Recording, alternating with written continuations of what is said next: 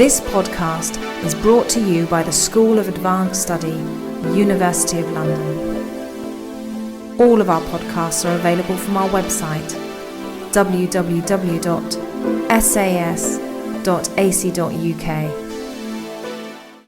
Thank you very much I would like to thank you very much for Peter and Claudia for the invitation and the warm welcome and friendly introduction. A great many things have been said about Walter Benjamin, a lot of things about Aby Warburg, and up till now quite a few things about the intellectual relationship. Therefore it has become difficult to approach the subject unbiased and unintimidated by the argument of the literature. My focus so has slightly shifted compared with the rather generalizing title in the announcement. I am now concentrating less on the basics, but prefer to retreat a step behind the standard works of colleagues like Cornelia Zumbusch, Matthew Rampley, and others, by turning away from the big picture towards the details. With this, and by means of the presented material, I hope to be able to contribute illuminating particulars to the discussion about the relations of Warburg to Benjamin and vice versa. These relations personally failed in their day, as we all know, but have been most fertile for us, the late readers, through the reception. Two extreme outsiders of their individual discipline, art history on the one side, literary history and philosophy on the other, who have not only each on their own made history of their discipline and of science by means of their speeches and paradigms, but have without prior agreement, like twins, decidedly made sure to broach and to lift research in cultural studies to the academic throne. The cultural turn, that is the turn of the humanities interdisciplinary integrative concept of culture, has found its main stimulators and advocates, at least in Germany, since around 1980 in Benjamin and Warburg. In their day, it's unnecessary to talk about it. They both represented modern art history or literary history inspired by cultural studies. The Kulturwissenschaftliche Bibliothek Warburg in Hamburg virtually was the flagship of this idea and movement. No wonder that Benjamin felt attracted to this place. To consider objects, artifacts, as material and symbolic practices and not mere products of the spirit is one of the main ideas of this cultural turn. Warburg and Benjamin prepared the ground in various ways with regard to an abundance of new subjects, alternative questioning and methods, and not with a bold look from the present to the past, as well as the passion for language as a main heuristic agency of science. Besides both independent scholars, who are separated by one generation, also contributed significantly to the second turn, influencing the present, the iconic or pictorial turn, which has dominated discourse in our discipline since the beginning of the 1990s. For Warburg, who in 1917 identified himself explicitly as historian of the image, this doesn't have to be proven anymore. For Benjamin, it may be proven in concreto at a point in time when the share of his occupation with artistic and cultural images of any provenance and far away from metaphors and dialectic images will have been documented to the entire extent. At the moment, we cannot consider more than the tip of the iceberg of his concrete dealing with the diverse pictorial media and medial images, not least on account of a publication policy focusing on philology. But now, in medias res, on the basis of two concrete historic cultural objects, both more trivial than sublime, but highly estimated and analyzed by Warburg as well as Benjamin, I would like to explain the mutual affinity on the subject, but also some differences in their respective methodological approaches. Chapter 1. From an astrological point of view, considering the dates and circumstances, we could speak of a favorable constellation for the object in question and the people related to it, perhaps even of a royal conjunction, as Warburg might have put it. On July 16, 1927, Walter Benjamin sent his finished version of a short essay with the title Stamp Shop, Briefmarkenhandlung, or Stamp Store, from Paris to Siegfried Krakauer, the feuilleton editor of the Frankfurter Zeitung, asking him to publish the text in his newspaper. Barely a month later, on August 9th, the article came out on the front page of this edition and was also to appear in book form 1 year later in Benjamin's aphorism collection One Way Street. In a draft of this concise cultural history of the postage stamp and its iconographic physiognomy, it is stated: the postage stamp is the greatest discovery of the 19th century. With it, world history wanders into the 19th century. It creates a mosaic. End of quote. And at another point, which we see there marked up here, Benjamin argues, stamp albums are magic reference books. The huge numbers of monarchs and palaces, of animals and allegories and states are recorded in them. Postal traffic depends on the harmony of these numbers, as the motions of the planets depend on the harmony of the celestial numbers. End of quote. The very same day that Benjamin posted his manuscript at the post office, a lecture event with the philosopher Erich Rothacker took place in faraway Hamburg at the Kulturwissenschaftliche Bibliothek, complemented by a paper of the host, Warburg himself, on the subject of current political iconography. In his contribution, Warburg discusses the self-dramatization of Benito Mussolini and the Italian fascism, not least by bringing up contemporary stamps, explaining with their help not only the lion as attribute of authority and power, but also the tradition of the motive of the antique fasces, as well as the contemporary brutalized, as he terms it, use of the fasces.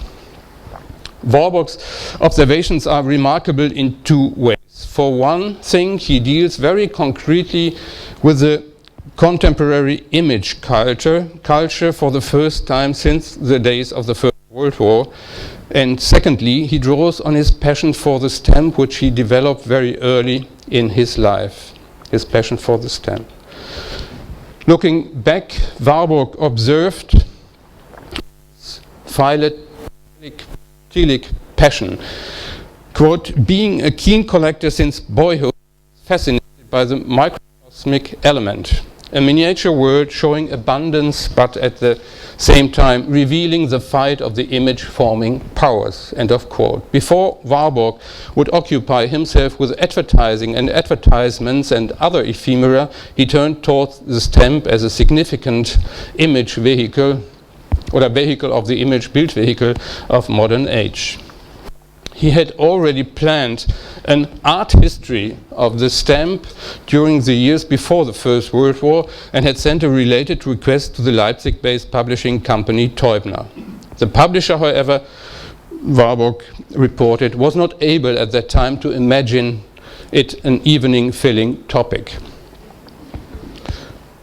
When taking up the project again in another form in the mid-20s, he wrote, Warburg wrote down as main idea the following principle, quote, when all documents are lost, a complete stamp album is sufficient to reconstruct the culture of the world during the technical age, end of quote. Consequently, he imagined for the program of his own research library, quote, if the KBW, Kulturwissenschaftliche Bibliothek Warburg, is a museum for history and psychology of the cosmic orientation, the stamp belongs there, since it magically gifts wings to the word, separates it from the carrier, and conveys it to a third party, end of quote.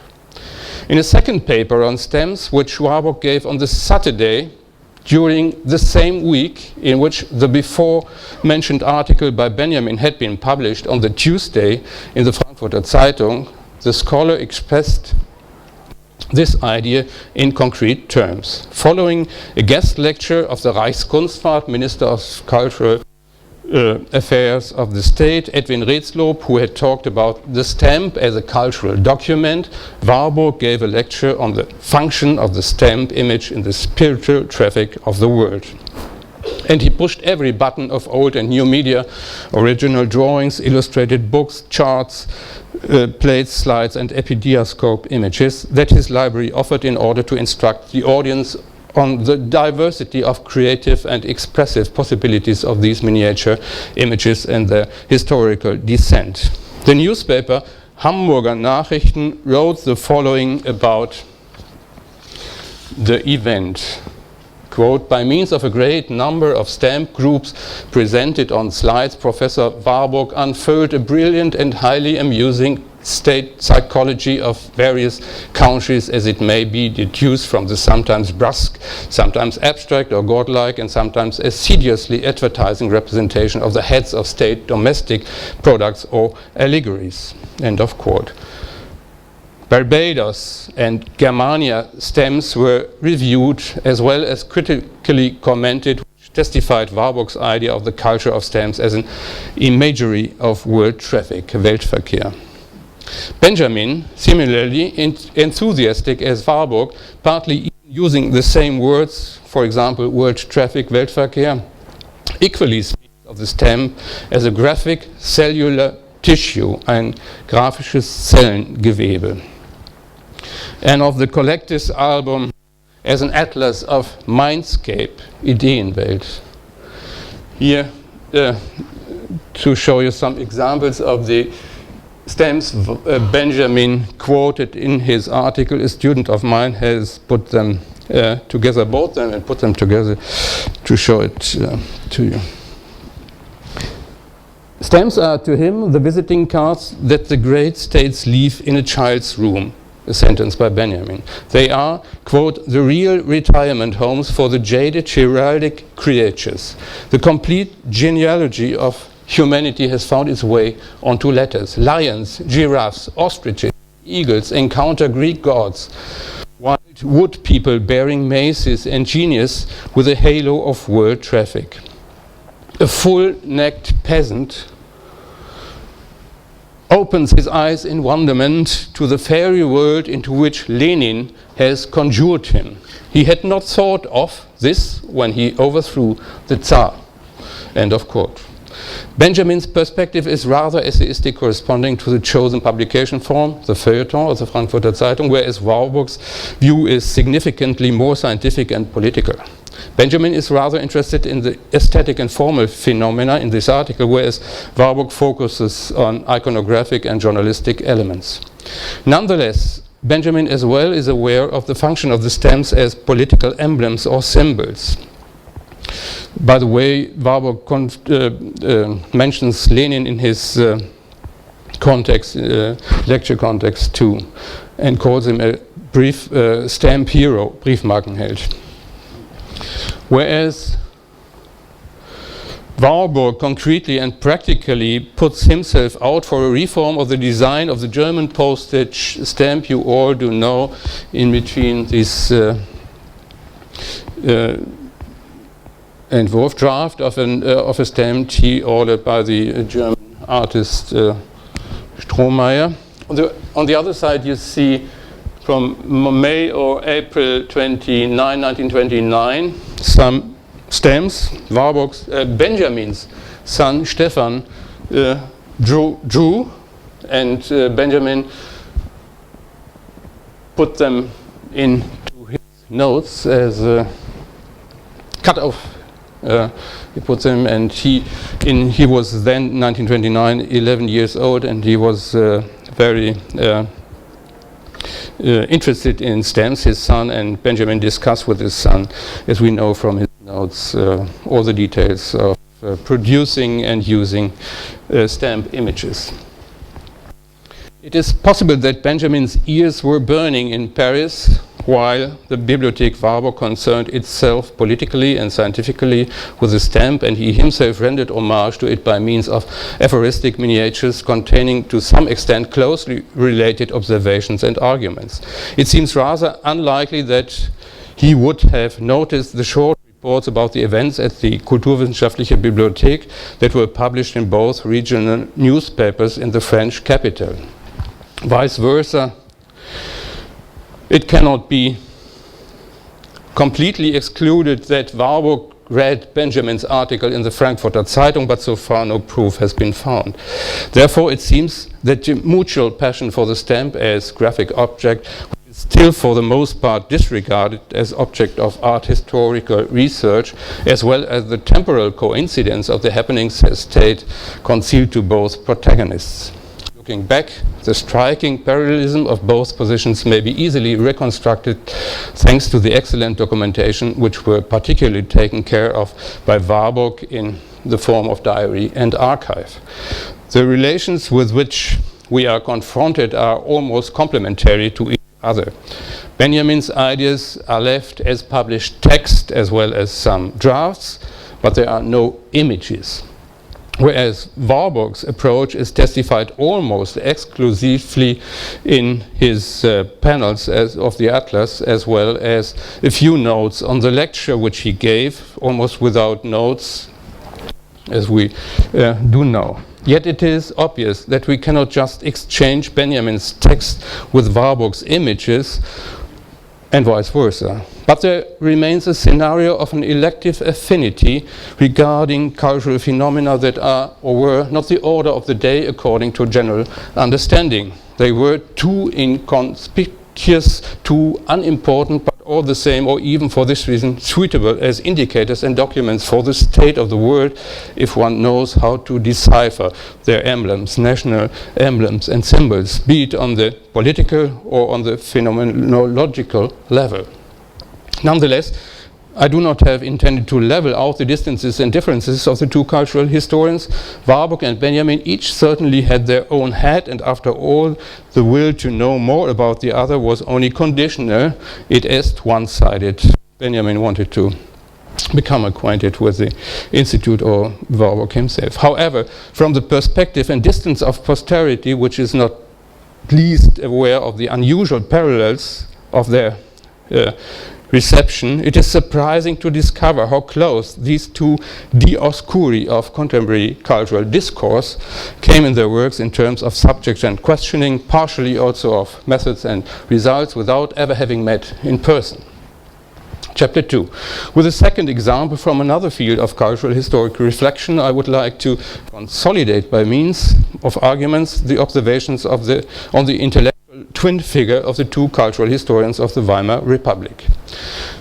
On October 31st, 1925, the Berliner Illustrierte published an almost full-page photography as teaser showing the close-up of three young German artists under the caption Dichterkinder, poets' children, all of them coming from prominent families. Besides Erika and Klaus Mann, Pamela Wedekind made an appearance wearing a stage costume. What brought photo and teaser about was the topicality, namely the premiere of a theater piece by Klaus Mann, the Hamburger Kammerspiele directed by Gustav Gründgens. The writer Friedrich Burschel made short work of this issue of the Berlin Weekly some days later in the periodical Literarische Welt, as Walter Benjamin reports in his gloss, Nichts gegen die Illustrierte, nothing against the magazine, Nichts gegen die Illustrierte. There it is stated that Burschel castigated the concept and layout of the concerned issue of the Illustrierte in his memorial article at the occasion of the centenary of Jean Paul's death. Because the front page rendered homage to the adolescent poet's children with a close-up picture, whereas the poet Jean Paul, which he loves, had been shunted to the back page of the magazine in, as Burschel writes, in a consequentially downscaled representation and thus to the hindmost corner, though, further quote, not without being confronted even here on this last page with a narrow-minded hero of an obscure trial, a clairvoyant, which you see on the left, with two whores, prostituierte, dressed up to the hilt in feathers and fur, and two cats and a monkey, rather than on no account whatever with the creatures that the poet loved so much with the most pathetic fondness, such as squirrels, dogs, songbirds and butterflies, which would have been feasible just as well. End of quote. Following these remarks, Benjamin at first mocks a little bit the author and his observations and expectations that seem out of date, before immediately continuing with the reflections on the status and state of contemporary illustrated popular press. Quote, to whom it is not obvious that under the given circumstances of democratic journalism, something better than the Berliner Illustrated does not exist on the Western European continent. That is so superlatively interesting only due to its accuracy, weakly consolidating the viciously dispersed attention, die zerstreute Aufmerksamkeit of the bank clerk, the secretaries, and the fitter in a curved mirror. This documentary character is its power and at the same time its legitimization. What could be more boring than a close-up head of Jean Paul on the front page of the magazine? It is only interesting as long as his head stays small. To show things in the aura of their topicality is worth more and is more fertile, if indirect, than boasting with the, when it comes down to it, very narrow-minded ideas of popular education. If the cool and shady topicality of these image pages is not due to 100% to the speculation of the lowermost instincts as the other and cheaper paper meant Die Woche, but to 50% to its technical accuracy, it should have gained the right to be observed with the most benevolent neutrality by the man of letters whom collaboration on it, God knows, does befit. End of quote. Benjamin justifies what his colleague abuses as foolish horseplay, on the one hand, with regard to the relations of production of the prevailing media landscape, and on the other hand, considering the perception practices of the readers whose dispersed attention, zerstreute Aufmerksamkeit, as perceptual form had become their second nature. The Berliner Illustrierte, published by Ullstein, achieves something and is distinguished from the cheap competition of the magazine Die Woche, sort of yellow press, published by Charles, by the fact that it strives at least at 50% to attain a level that deserves credit. Benjamin's article was never published. Whether he withdrew it or if it was rejected remains unknown up to now. In the correlation at hand, the debate about the graphic and thematic quodlibet on the back page of the magazine deserves attention. 4 years before Warburg crusades against the arbitrariness and improvidence of the editorial office and the graphic designer responsible for the layout of the Hamburger Fremdenblatt, at the occasion of a PhD celebration, the so-called Doctor Fire, July 30, 1929, Benjamin rather rallies to the project of a seemingly random and mortally pictorial design. In his serious and equally humorous speech, Warburg comments elaborately on the current illustrated insert of the Hamburger Fremdenblatt published the day before. In short steps, he analyzes the front page of the paper with its random collection of images from all over the world and criticizes the tacky and crude compilation. According to Warburg, sport reports were blended disrespectfully with pictures of a procession of the Pope in such a way that suddenly the amusing hoc meum corpus est of the prize-winning swimmer were displayed next to the tragical hoc est corpus meum of the Christian Eucharist, without anyone protesting against this thoughtlessness. It would not least be the aim of the KBW as a collector for historic exchange movements to foster a firm and high-principled understanding for the word of the word and the image. Warburg's protest against the image salat, in German Salat is an anagram of Atlas, can be regarded as example for this. Without further ado, the incriminated page from the Fremdenblatt is incorporated in toto into the Atlas on panel 79, plate 79, as counter-model to his own practice of montage that looks very similar at first glance. As similar as the layout concept of of the plate from the illustrated atlas and the magazine may seem, the differences and divergences, of course, immediately become evident when asking for substance and coherence. Warburg's and Benjamin's positions are obviously diametrically opposed regarding the question of layout. On one side, the intellectual generously calling for benevolent neutrality, who is already glad about the fact that not everything is sacrificed to the lowermost instincts. On the other side, the historian Warburg, being indeed also in favor of popular education, who attacks the tabloid press because it acts carelessly and without scruples in order to attract attention with the reading public, no matter what the cost.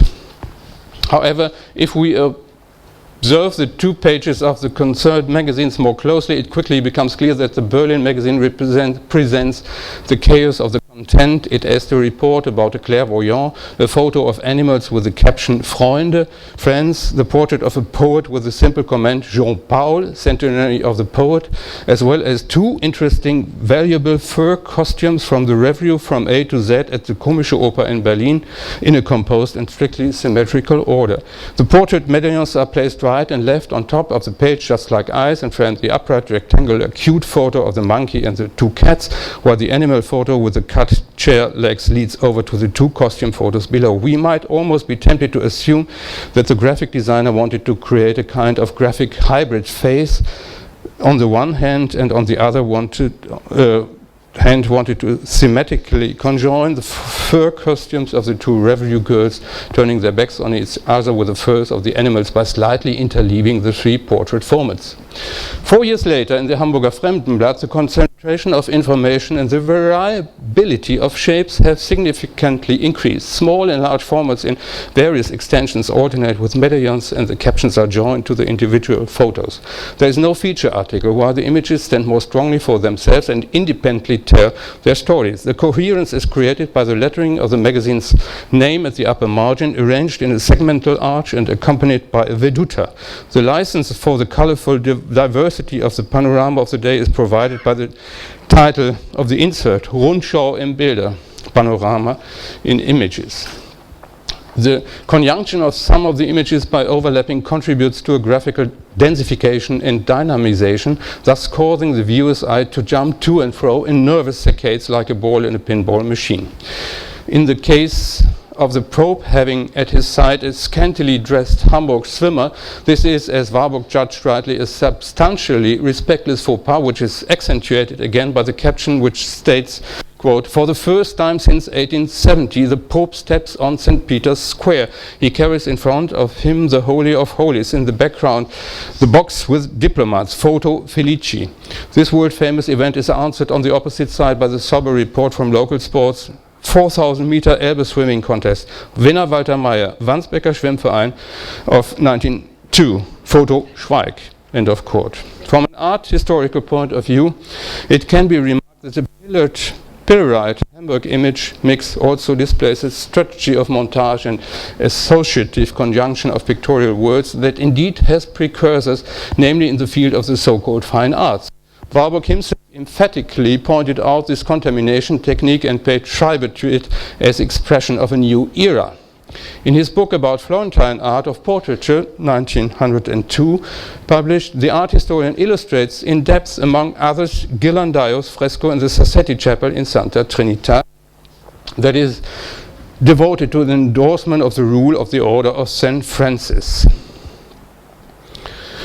Warburg writes, quote, "Ghirlandaio, by contrast, takes the spiritual content as a contrast to Giotto's fresco in the Bardi Chapel as a welcome pretext for reflecting the beauty and splendor of temporal life, just as if he were still apprenticed to his goldsmith's father, with the task of displaying the finest merchandise to the avid gaze of customers on the feast of St. John. Ghirlandaio and his patron extend the donor's traditional modest prerogative of being devoutly present in some corner of the painting, and coolly assume the privilege of free access to the sacred narrative as onlookers or even as participants in the action. Ghirlandaio's confident personages patronize the characters in the legend. This is no mindless arrogance. These are churchgoers who love life and whom the church must accept on their own terms. because they are no longer prepared to be kept in a posture of abject submission. The artist and his patron maintain the propriety. They do not cross the border like an enemy patrol, but introduce their own likeness into the chapel à la buona, with casual good humor, rather as a bizarre clan of drolleries might claim squatters' rights over the margins of a medieval book of hours. End of quote. Warburg appreciates Ghirlandaio's repeated falsification of history, which is accomplished by the artist in exchanging Florence for Rome, history for the present, and the secular for the clerical public as achievement of an epoch shaped by the requirement of a proud community of merchants. The self-confidence even ranges as far that a historic scene may be transposed to one's own town and present and thus adapted for one's own reputation.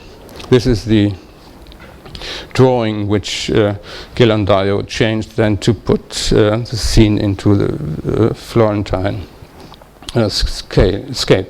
Based on this self-esteem, it is finally possible to transfer oneself as patron along with the court in the painting into close proximity to Pope and the sacred events, just if one belonged to his closest entourage. One could also call this step indecent and arrogant, but Warburg finds good historical reasons for this intervention.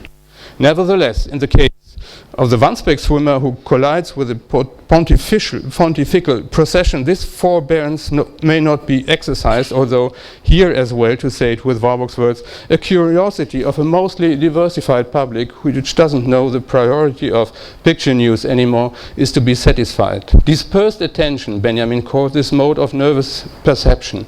Benjamin might possibly have joined in Warburg's criticism when faced with the Hamburg magazine Chaos.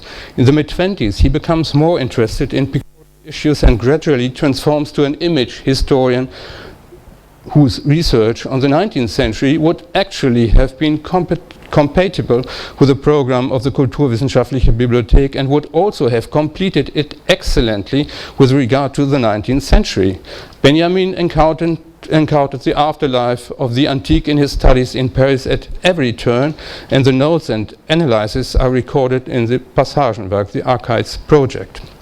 If Benjamin only gradually gains recognition in the role of a cultural scientific image historian, this is particularly due to the fact that the atlas of those images with which he increasingly deals has not been compiled until today.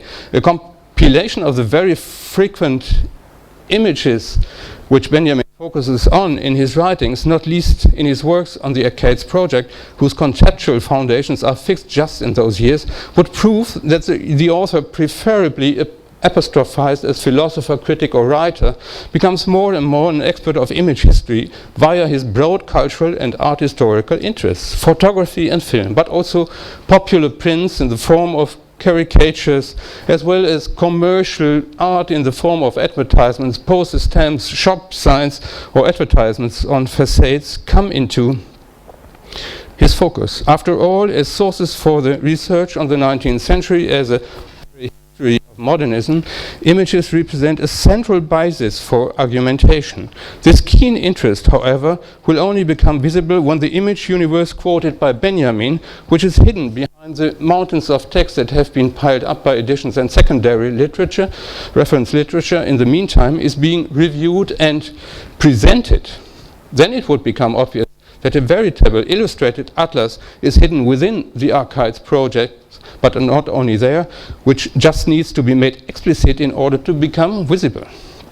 In this respect, at the end of the 1920s, Walter Benjamin and Aby Warburg would have very well been able to exchange views, not only in the field of fine arts, but also in that of trivial arts, at least in terms of the subjects. Concerning questioning and methods, they would certainly have had different opinions here and there, but this was a similar case, for example, with Erwin Panofsky, to mention a representative of the more inner circle, Warburg inner circle. Why Warburg never took note of Benjamin remains a mystery. Benjamin's book, one explanation may be that of Horst Predekam given before Benjamin's, but I'm not quite sure whether Warburg read the book.